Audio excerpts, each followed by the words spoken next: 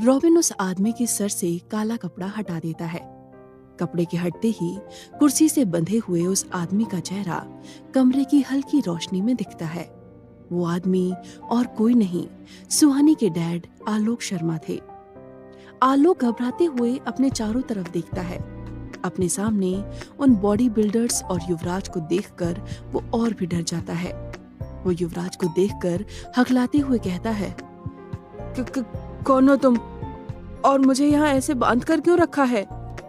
आलोक अपने आसपास देखते हुए कहता है, कहाँ लेकर आए हो मुझे? रॉबिन पास से एक कुर्सी लेकर उसे टेबल के दूसरी तरफ रख देता है और युवराज उस कुर्सी पर बैठ जाता है। अब उस टेबल के एक तरफ युवराज बैठा था और दूसरी तरफ आलोक। बाकी लोग युवराज के पीछे खड़े थे। युवराज इस वक्त आलोक को खामोशी से देख रहा था। उसे याद आ रहा था कि उसने सुहानी के साथ क्या क्या किया है।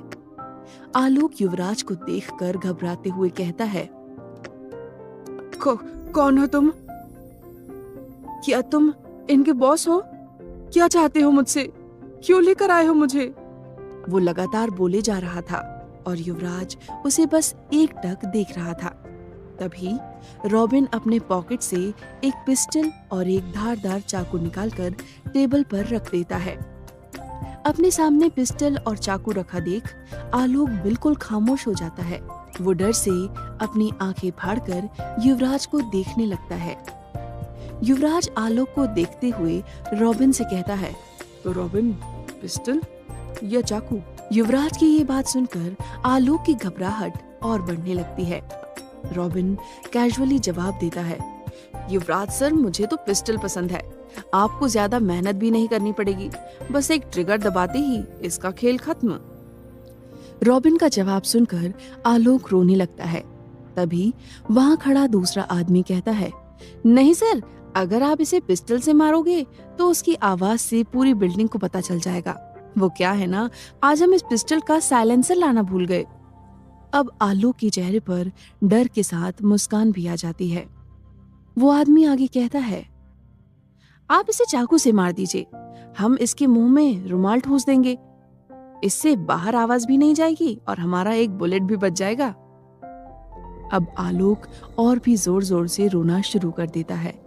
वो गिड़गिड़ाते हुए युवराज से कहता है, प्लीज मुझे मत मारो, मुझे जाने दो, मैंने तुम्हारा क्या बिगाड़ा है? आलोक को इस तरह से गिड़गिड़ाते देख रॉबिन को हंसी आ रही थी। वो अपनी हंसी को छुपाते हुए सख्त आवाज में आलोक से कहता है, अगर जिंदा रहना चाहता है तो जो युवराज सर पूछ रहे हैं उसका सही सही जवाब दे। रॉबिन के ये कहने पर आलोक युवराज से कहता है, क्या पूछना है आपको मुझसे? युवराज आलोक की आंखों में देखते हुए कहता है, सुहानी शर्मा कौन है?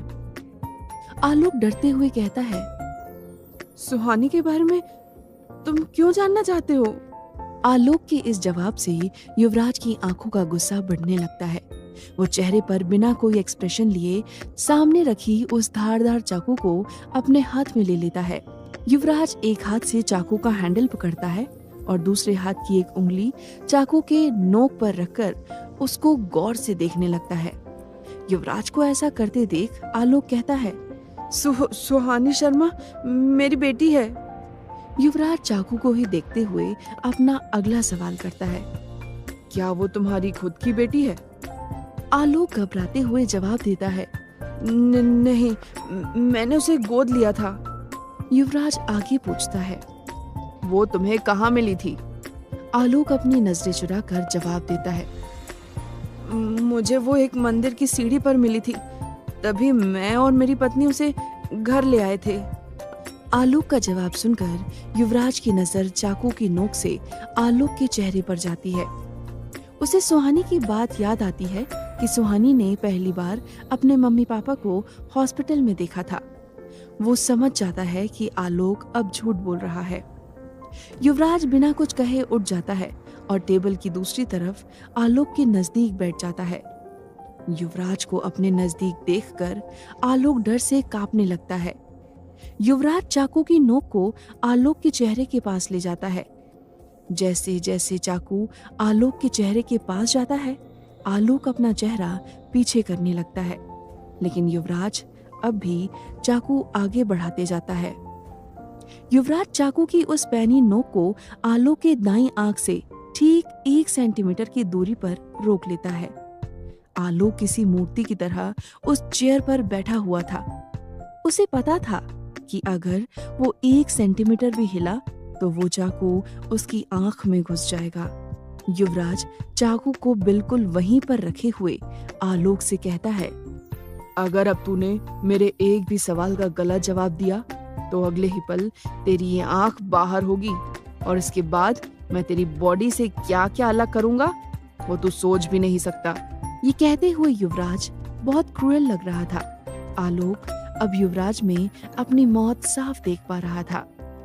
युवराज अपनी बात पर जोर देकर आगे कहता है, समझ आई मेरी बात? आलोक युवराज की इस हरकत से सदमे में आ गया था। वो इस वक्त अपनी आंख के एकदम पास रखे चाकू के उस नोक को दहशत भरी निगाहों से देख रहा था। उसके मुंह से एक शब्द भी नहीं निकल रहा था। उसे खामोश देखकर युवराज गुस्से में जोर से कहता है, समझ आ रही है मेरी बात?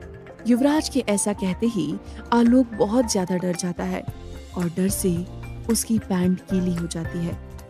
युवराज इस बार इतनी जोर से चिल्लाया था कि वहां खड़े बाकी के 5 लोग भी डर गए थे। रॉबिन देखता है कि डर से आलोक की हालत बहुत खराब हो चुकी है। वो युवराज से कहता है, युवराज सर प्लीज इसके सामने से वो चाकू हटा लीजिए, वरना ये बुढ़ा यहीं हार्ट अटैक से मर जाएगा। रॉबिन की बात सुनकर युवराज अपना गुस्सा कंट्रोल करते हुए थोड़ा पीछे हट जाता है। उसे नॉर्मली इतना गुस्सा कभी नहीं आता था, लेकिन इस बार उसे पता था कि आलोक ने जानबूझकर सुहानी को नुकसान पहुंचाने की कोशिश की थी, इसीलिए उसका गुस्सा आज उसके कंट्रोल से बाहर हो गया था। युवराज के पीछे जाते ही आलोक थोड़ा शांत हो जाता है। रॉबिन सख्त आवाज में आलोक से कहता है, चल अब बताना शुरू कर, और हाँ, सारी बातें शुरू से बताना। युवराज सर को बार बार सवाल करना पसंद नहीं है। आलोक खुद को संभालते हुए बोलना शुरू करता है। युवराज की नजर अब भी आलोक पर ही थी। आलोक कहता है, बात आज से 11 साल पहले की है। मेरी शादी हुए 10 साल हो गए थे और हमें बच्चा नहीं हुआ था। उस समय मेरे सर पर बहुत सारा कर्जा था, जिस वजह से कुछ लोग मुझे जान से मारने की धमकी देने लगे थे। एक दिन मैं पैदल स्कूल से घर आ रहा था, तभी एक बड़ी सी गाड़ी मेरे सामने आकर रुक गई। उस गाड़ी से एक लंबा चौड़ा आदमी बाहर आया और उसने मुझे एक काम सौंपा। युवराज फौरन कहता है, कैसा काम? आलोक जवाब देता है, उस आदमी ने मुझे बताया कि एक 7 साल की बच्ची है जिसके माता पिता अब नहीं रहे और उसकी याददाश्त भी जा चुकी है। उसने मुझे उस लड़की को अपनी बच्ची की तरह पालने के लिए कहा। इस काम के लिए उसने मुझे हर महीने 3 लाख रुपए देने का वादा भी किया था। तब मैं कर्जे में डूबा था, तो इतने अच्छे मौके को नहीं छोड़ सकता था, इसलिए मैंने उस आदमी को हाँ कर दिया और उस लड़की को घर ले आया। युवराज आलोक की आंखों में देखते हुए कहता है, तुम पहली बार सुहानी से कब मिले थे? आलोक उस दिन को याद करते हुए कहता है, वो आदमी मुझे और मेरी बीवी को लेकर एक हॉस्पिटल गया था जहां सुहानी एडमिट थी। सुहानी ने भी पहली बार हमें वहीं देखा था। फिर हम उसे अपने घर ले आए और तब से मैं उसे अपनी बच्ची की तरह ही पाल रहा हूँ। आलोक के ऐसा कहते ही युवराज फुसफुसाते हुए कहता है, हाँ पता है, कितने अच्छे से पाल रहे थे। युवराज आलोक से पूछता है, क्या तुम उस आदमी के बारे में कुछ भी जानते हो या तुम्हारे पास उनकी कोई तस्वीर है? आलोक जवाब देता है, नहीं, उस दिन के बाद से मैंने उस आदमी को कभी नहीं देखा। बस हर महीने की पहली तारीख को वो मेरे घर के सामने वाले डस्टबिन में पैसे डालकर चला जाता है और उसी दिन एक प्राइवेट नंबर से मुझे कॉल करके सुहानी का हालचाल पूछ लेता है। युवराज अब शांत होकर कुछ सोचने लगता है। उसके मन में एक सवाल बार बार आ रहा था, लेकिन उसे आलोक से उस सवाल के जवाब मिलने की कोई उम्मीद नहीं थी। युवराज फिर भी आलोक से वो सवाल करता है, एक सवाल पूछ रहा हूँ, अगर तुमने उसका सच सच जवाब नहीं दिया तो मैं तुम्हें यहीं मार डालूंगा। आलोक के लिए अब युवराज किसी भयानक सपने की तरह हो गया था। वो समझ गया था कि जो युवराज कह रहा है उसे वो कर भी सकता है। आलोक कहता है, कौन सा सवाल? युवराज कहता है, सुहानी का एक्सीडेंट कैसे हुआ था? ये सवाल सुनकर आलोक हक्का बक्का रह जाता है और आंखें फाड़कर उसे देखने लगता है। युवराज सवाल करता है, क्या तुम जानते हो कि सुहानी का एक्सीडेंट कैसे हुआ था? आलोक कहता है, नहीं, मुझे मत मारना, मैं सच में नहीं जानता कि सुहानी का एक्सीडेंट कैसे हुआ था। उस आदमी ने मुझे बस इतना बताया था कि सुहानी का एक कार एक्सीडेंट हुआ था। मुझे तो ये भी नहीं पता कि वो किस शहर से है, वो कश्मीर से है भी या नहीं। सुहानी के बारे में अब युवराज के सारे सवाल खत्म हो चुके थे, सिवाय एक सवाल के। जैसे ही उसके मन में ये सवाल आता है, गुस्से से उसका खून खौल जाता है। वो फिर से आलोक की तरफ बढ़ता है और उसका कॉलर पकड़कर कहता है, तुम पिछले 11 सालों से सुहानी को वो दवाई क्यों दे रहे थे जिससे उसकी याददाश्त वापस ना आए, जबकि तुम्हें पता है कि उन दवाइयों को कंटिन्यू खाने से सुहानी पागल भी हो सकती थी। युवराज का ये सवाल सुनकर आलोक हक्का बक्का रह जाता है। उसे बिल्कुल भी उम्मीद नहीं थी कि किसी को भी उसकी इस हरकत के बारे में पता चल सकता है। यहाँ तक कि उसने अपनी बीवी को भी इसके बारे में कुछ भी नहीं बताया था। कुछ देर तक वो खामोश रहता है। युवराज उसके रिएक्शन को ध्यान से देख रहा था। आलोक को कुछ ना बोलता देखकर रॉबिन उसे धमकाते हुए कहता है, अब जवाब दे रहा है या हम अपने तरीके से जवाब निकलवाएं? रॉबिन की बात सुनकर आलोक कुछ बोलने के लिए अपना मुंह खोलता ही है। तभी युवराज वो चाकू उसकी गर्दन पर रखकर कहता है, झूठ बोलने की सोचना भी मत। आलोक घबराते हुए जवाब देता है, उस दिन जिस आदमी ने मुझे सुहानी को पालने के लिए कहा था, उसने ये भी कहा था कि जब सुहानी की याददाश्त वापस आ जाएगी तब वो उसे अपने साथ ले जाएगा। कुछ वक्त बाद सुहानी की याददाश्त वापस आने लगी थी। वो अजीब अजीब सी बातें करती थी। ये देखकर मैं डर गया था। अगर सुहानी को सब याद आ जाता तो वो सुहानी को अपने साथ ले जाता। सुहानी की वजह से मुझे बहुत पैसे मिल रहे थे और मैं उसे जाने नहीं दे सकता था। इसीलिए मैं एक डॉक्टर से मिला और उसने मुझे सुहानी के लिए वो दवाइयां दी थी। सारी बातें जानकर युवराज का मन कर रहा था कि वो अभी आलोक को जान से मार डाले, लेकिन वो ऐसा कुछ नहीं करता। युवराज अगला सवाल करता है, सुहानी कैसी बातें करती थी?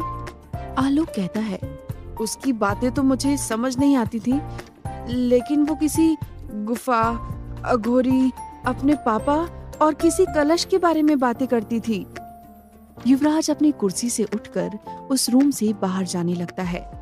जैसे ही युवराज रूम के दरवाजे के पास पहुंचता है, आलोक उससे कहता है, क्या अब मैं अपने घर वापस जा सकता हूँ? युवराज बिना आलोक की तरफ मुड़े जवाब देता है, नहीं, तुम कुछ दिन यहीं रहोगे। तुमने सुहानी को अपनी बच्ची की तरह पाला है ना, तो उसका रिवॉर्ड तो तुम्हें मिलना ही चाहिए। युवराज उन गार्ड से कहता है, इसकी अच्छे से खातिरदारी करना। ये कहकर युवराज वहां से चला जाता है। युवराज के रूम से निकलते ही आलोक की चीखने की आवाज उस अपार्टमेंट में गूंजने लगती है। इधर समायरा की आंखें खुलती हैं। वो देखती है कि इस वक्त वो सड़क पर नहीं बल्कि एक अंधेरे कमरे में बेड पर लेटी है। तभी उस कमरे का दरवाजा खुलता है और वहां एक आदमी आता है। समायरा उस आदमी को देखकर कहती है, कौन हो तुम? कौन था वो आदमी और समायरा वहां कैसे आ गई? जानने के लिए सुनते रहिए ये कहानी। समायरा देखती है कि उसके सामने एक आदमी खड़ा था। समायरा उसे हैरानी से देखते हुए कहती है, कौन हो तुम और मुझे यहाँ लेकर क्यों आए हो? समायरा के सामने वही आदमी था जो रात को सुहानी की खिड़की के पास खड़े होकर उसे देखता रहता है। वो खामोशी से वहां खड़ा था। उस आदमी से कोई जवाब न मिलने पर समायरा इस बार गुस्से में कहती है, तुमने सुना नहीं मैंने क्या पूछा? समायरा की गुस्से से भरी आवाज सुनकर वो आदमी होश में आता है और कहता है, तुम मुझे सड़क पर बेहोश पड़ी मिली थी और तुम्हारी पीठ पर लगी चोट से बहुत खून बह रहा था, इसलिए मैं तुम्हें सड़क से उठाकर अपने घर ले आया। तुम अब कैसा महसूस कर रही हो? उस आदमी का जवाब सुनकर समायरा कुछ शांत होती है। उसे समझ आता है कि उस आदमी ने समायरा की मदद की थी। समायरा कहती है, मेरी मदद करने के लिए शुक्रिया। ये कहकर समायरा उस कमरे से बाहर जाने लगती है। वो आदमी समायरा के सामने आकर उसे रोकते हुए कहता है, तुम आज रात यहीं रुककर आराम कर सकती हो, तुम्हारी हालत कुछ ठीक नहीं लग रही है। समायरा कहती है, तुमने मेरी जान बचाई, उसके लिए थैंक्स, लेकिन अब मेरा रास्ता रोकने की कोशिश मत करो। ये कहकर समायरा उस आदमी को अपने रास्ते से हटाकर आगे बढ़ जाती है।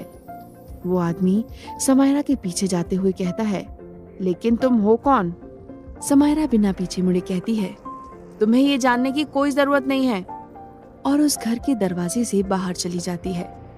समायरा के घर से बाहर जाते ही वो आदमी दरवाजे को देखते हुए कहता है, समायरा, रक्षा की बेटी, तुम्हें इस शहर में वापस नहीं आना चाहिए था। इधर युवराज आलोक से मिलकर अपनी कार ड्राइव करते हुए वापस अपने घर जा रहा था। ड्राइव करते हुए वो शुरू से लेकर अब तक सुहानी से रिलेटेड सभी कड़ियां जोड़ने की कोशिश कर रहा है। युवराज खुद से कहता है, सुहानी 7 साल तक अपने डैड के साथ शिमला में थी और उस एक्सीडेंट के बाद आलोक शर्मा के साथ कश्मीर में। लेकिन उस एक्सीडेंट और सुहानी के उस आलोक से मिलने के बीच ऐसा क्या हुआ कि सुहानी को सपने में वो गुफा, अघोरी और कलश दिखते हैं? इन सब का क्या मतलब है? और सबसे जरूरी बात, भैरवनाथ ने ये क्यों कहा था कि सुहानी मुझे उस साए से मुक्त करा सकती है? जहां तक मुझे पता है, सुहानी एक सिंपल लड़की है, तो फिर वो मुझे कैसे इन सब से आजाद कर पाएगी? युवराज ये सब सोच ही रहा था, तभी वो सेंट थॉमस हॉस्टल के पास पहुंच जाता है। उस हॉस्टल को देखते ही युवराज अपनी कार का ब्रेक लगा देता है और उसकी कार हॉस्टल के पास ही रुक जाती है। युवराज को याद आता है कि कुछ दिन पहले एक आदमी सुहानी पर नजर रख रहा था। युवराज सोचता है कि कहीं आज भी वो आदमी सुहानी के आसपास तो नहीं है। युवराज बाउंड्री वॉल से कूदकर हॉस्टल के अंदर आ जाता है। वो देखता है कि आज खिड़की के पास कोई भी नहीं था। ये देखकर युवराज चैन की सांस लेता है। युवराज खिड़की के पास जाता है और कमरे के अंदर देखने लगता है। कमरे के अंदर अंधेरा था, लेकिन युवराज सुहानी और निशा को साफ साफ देख सकता था। वो दोनों अपने अपने बेड पर सोई थी। युवराज सुहानी को देखते ही वापस जाने वाला था, लेकिन पता नहीं उसे क्या होता है। वो सुहानी से अपनी नजर हटा नहीं पा रहा था। उसका मन कर रहा था कि वो बस इसी तरह सुहानी को देखता रहे। युवराज खुद को रोक नहीं पाता। वो खिड़की से कमरे के अंदर चला जाता है। युवराज सुहानी के पास जाकर बेड पर बैठ जाता है और सुहानी को सोते हुए देखने लगता है। सुहानी को देखते हुए युवराज की आंखें नम हो जाती हैं। वो सुहानी का हाथ अपने दोनों हाथों में लेता है और अपने मन में कहता है, सॉरी सुहानी, तुम्हारी इस हालत का जिम्मेदार मैं हूँ। मेरी ही वजह से आज तुम्हारे पेरेंट्स तुम्हारे साथ नहीं है और तुम्हें उस आलोक के साथ रहना पड़ रहा था। युवराज ये सब सोच ही रहा था, तभी सुहानी को अपना हाथ किसी के हाथ में महसूस होता है। अगले ही पल उसकी नींद खुल जाती है। कमरे में अंधेरा था। जैसे ही सुहानी अपनी आंखें खोलती है, उसे अपने बेड पर एक काला साया जैसा कुछ बैठा हुआ दिखता है। ये देखकर सुहानी बहुत डर जाती है और डर से सुहानी की आंखें बड़ी हो जाती हैं। वो चीखने ही वाली होती है, तभी युवराज उसके पास आकर अपना हाथ उसके मुंह पर रख देता है। युवराज के हाथ रखने की वजह से सुहानी की चीख नहीं निकल पाती। वो चीख तो नहीं पाती, लेकिन अपने हाथ पैर बेड पर मारने लगती है। सुहानी के इस रिएक्शन से परेशान होकर युवराज उसके कान के पास जाकर धीरे से कहता है, मैं हूं, युवराज। युवराज की आवाज सुनकर सुहानी शांत हो जाती है। ये कहने के लिए युवराज सुहानी के इतने करीब आ गया था कि सुहानी को अपने चेहरे पर युवराज की सांसें महसूस हो रही थी। युवराज को अपने इतने करीब पाकर सुहानी की हार्ट बीट बहुत तेज हो गई थी। वो बस वहीं फ्रीज होकर अपनी बड़ी बड़ी आंखों से अंधेरे में युवराज को देखने की कोशिश कर रही थी। युवराज फिर से कहता है, अब मैं अपना हाथ हटा रहा हूँ, चीखना मत। सुहानी हाँ में अपना सर हिला देती है। युवराज धीरे से सुहानी के मुंह से अपना हाथ हटा लेता है। सुहानी चैन की एक सांस लेती है। युवराज ने सुहानी के मुंह से अपना हाथ तो हटा दिया था, लेकिन वो पीछे नहीं हटा था। अभी भी युवराज का चेहरा सुहानी के ठीक सामने था। सुहानी को इस बात का एहसास था, लेकिन अंधेरे की वजह से वो युवराज को देख नहीं पा रही थी। वो युवराज को पीछे धकेलते हुए खुद भी उठकर बैठ जाती है। सुहानी अपने मोबाइल का फ्लैशलाइट ऑन करके युवराज के चेहरे पर फोकस करती है। जब वो युवराज का चेहरा देख लेती है तब पूरी तरह से रिलैक्स होती है। सुहानी धीमी आवाज में कहती है, युवराज सर, आप यहाँ क्या कर रही हैं? जल्दबाजी में युवराज के मुंह से निकल जाता है, तुम्हें देखने आया था और क्या। ये कहते ही युवराज अपनी गलती का एहसास करते हुए अपनी आंखें बंद कर लेता है। सुहानी हैरान होकर कहती है, आप मुझे क्यों देखने आए थे? युवराज सुहानी के सवालों का कोई जवाब नहीं दे पाता। वो फिर से कोई बहाना सोचने लगता है। युवराज से जवाब ना पाकर सुहानी फिर से कहती है, युवराज सर, आपने बताया नहीं, आप मुझे क्यों देखने आए थे? युवराज कहता है, तुम्हारा दिमाग खराब हो गया है क्या? मैं तुम्हें क्यों देखने आऊंगा? सुहानी अपने बात पर अड़ी रहती है और कहती है, अभी आपने कहा कि आप मुझे देखने आए थे। युवराज अब अपनी ही कही बात में फंस जाता है और बात को संभालते हुए कहता है, तुम नींद में हो इसलिए तुमने ठीक से सुना नहीं होगा। मैंने कहा था कि मैं उस साई को देखने आया था। मैं देख रहा था कि कहीं वो तुम लोगों पर अटैक तो नहीं कर रहा। युवराज के इस जवाब से सुहानी कन्विंस हो जाती है। वो अपने मन में कहती है, शायद युवराज सर सही कह रही हैं। मैं नींद में हूँ, इसीलिए मैंने कुछ भी सुन लिया होगा। युवराज सर मुझे क्यों देखने आएंगे? सुहानी को कन्विंस होता देखकर युवराज भी रिलैक्स हो जाता है। वो कहता है, ठीक है, फिर मैं चलता हूँ। ये कहते हुए युवराज जैसे ही सुहानी के बेड से उठता है, उसे निशा की आवाज सुनाई देती है। युवराज और सुहानी निशा की तरफ देखते हैं। निशा नींद में अपने हाथ पैर मारते हुए कहती है, सुहानी तो वहीं रुक, मैं अभी किक मार के इस साई को फिशिंग वेल में धकेल देती हूँ, ये वहीं डूबकर मर जाएगा। निशा फिर से शांत होकर सो जाती है। निशा की हरकत देखकर युवराज और सुहानी को हंसी आ जाती है। युवराज सुहानी से बिना कुछ कहे खिड़की से बाहर चला जाता है। वो खिड़की के पास रुककर सुहानी से कहता है, रात में ये खिड़की बंद रखा करो, यहाँ से कभी भी कोई भी अंदर आ सकता है। और वहां से चला जाता है। युवराज वहां से निकलते हुए अपने ख्यालों में इतना डूबा था कि उसे ये एहसास नहीं होता कि वो साया इस वक्त उससे कुछ ही दूरी पर था। युवराज अपनी कार से अपने घर के लिए निकल जाता है और सुहानी खिड़की बंद करके अपने बेड पर जाकर फिर से सो जाती है। रात के 3 बजे थे। निशा और सुहानी अपने अपने बेड पर सोए थे। तभी धीरे धीरे एक काला साया उस कमरे के अंदर आता है। वो साया निशा और सुहानी के बेड के सामने आकर रुक जाता है।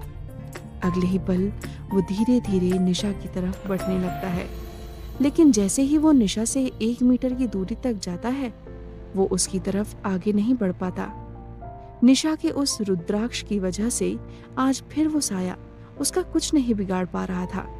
वो साया पीछे हट जाता है। कुछ देर बाद वो साया सुहानी की तरफ बढ़ता है। धीरे धीरे वो सुहानी के बेड के एकदम नजदीक पहुंच जाता है और फिर वो साया गायब हो जाता है। उस साये के गायब होने के कुछ ही देर बाद सुहानी की आंखें अचानक से खुल जाती हैं। वो बेड पर ही लेटे हुए एकटक ऊपर लगे फैन को देखती है इस वक्त सुहानी के आंखों की पुतली नॉर्मल से काफी छोटी हो गई थी और वो अपनी पलकें भी नहीं झपका रही थी। सुहानी बिना करवट लिए उठकर बैठ जाती है। वो बस अपने सामने ही देख रही थी। कमरे में पूरी तरह से अंधेरा था। रोशनी के नाम पर सिर्फ सुहानी की आंखें चमक रही थीं। उसके चेहरे पर अभी कोई एक्सप्रेशन नहीं था। सुहानी अपना सर राइट साइड घुमाती है। उसके राइट साइड पर निशा सो रही थी। निशा को सोते देख सुहानी फिर से अपना चेहरा सामने करते हुए बेड से नीचे उतर जाती है। नीचे उतरकर चलते हुए वो दरवाजे की तरफ जाती है और धीरे से दरवाजा खोलकर कमरे से बाहर चली जाती है। सुहानी अब बेहोशी में चल रही थी। ऐसा लग रहा था जैसे उसका उसकी बॉडी पर कोई वश ही ना हो। चलते हुए वो सीढ़ियों के पास पहुंच जाती है और आगे बढ़ने लगती है। इसी बीच निशा की नींद खुल जाती है। निशा देखती है कि सुहानी अपने बेड पर नहीं है और कमरे का दरवाजा भी खुला है। निशा ये देखकर घबरा जाती है और कहती है, सुहानी कहाँ गई? वो फौरन उठकर वॉशरूम में जाकर देखती है, लेकिन सुहानी वहां नहीं थी। निशा परेशान होकर कहती है, हे भगवान, इतनी रात को सुहानी कहाँ चली गई? कहीं वो साया? ये कहते हुए निशा का डर बढ़ता जा रहा था। वो खुद को समझाते हुए कहती है, नहीं नहीं, ऐसा नहीं हो सकता। मेरी एक ही तो बेस्ट फ्रेंड है। मुझे सुहानी को ढूंढना होगा। ये कहकर निशा कमरे से बाहर निकल जाती है और सुहानी को ढूंढने लगती है।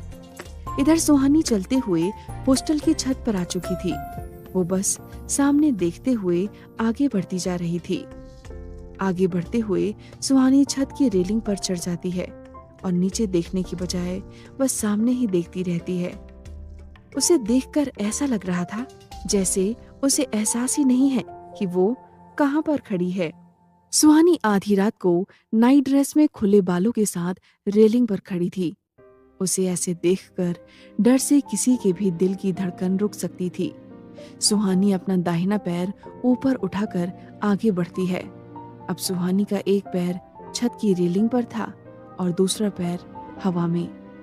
सुहानी हल्की मुस्कान के साथ एक भयानक आवाज में कहती है, आज तेरा खेल खत्म। सुहानी के ऐसा कहते ही वो काला साया सुहानी के शरीर से बाहर निकल जाता है और अगले ही पल तेजी से वहां से चला जाता है।